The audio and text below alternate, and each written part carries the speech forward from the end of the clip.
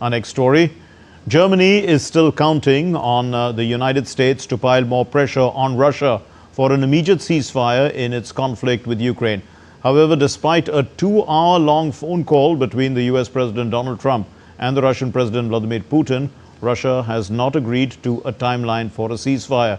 The EU has imposed a fresh round of sanctions on Russia, its 17th such set of restrictions to pressure Russia into accepting a ceasefire with Ukraine. Let's look at this report. Russia and Ukraine's recent direct peace talks on Monday made little progress. US President Donald Trump spoke with Russia's Vladimir Putin for over 2 hours on the phone, and while this was seen as a positive move, Russia did not specify a timeline for negotiations.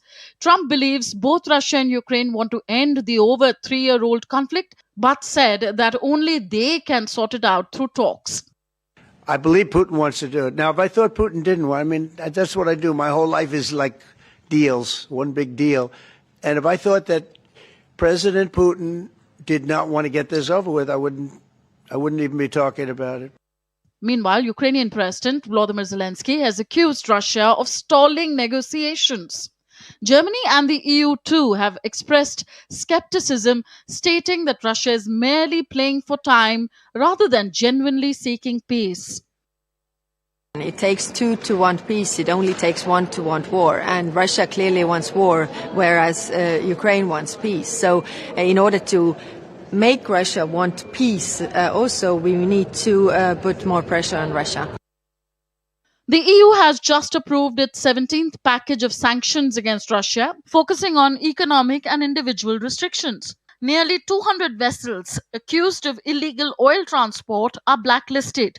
Russian officials and companies tied to the conflict face sanctions.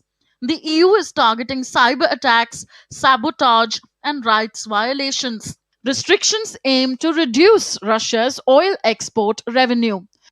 The US sees this as a European issue, but acknowledges its role due to financial aid to Ukraine. Consequently, President Trump considers the US a stakeholder and is optimistic about Ukraine's commitment to peace. Look, he's a strong person. Zelensky, a strong guy, and he's not the easiest person to deal with. But I think that he wants to stop. NATO believes that the US is truly invested in positive peace efforts. But clearly the American administration is very much involved, closely coordinating with European colleagues and of course Ukraine, and I think that is very positive. Talks continue, but the territorial disputes and ceasefire terms remain obstacles. The Vatican was suggested as a neutral venue, but Russia has set no deadline.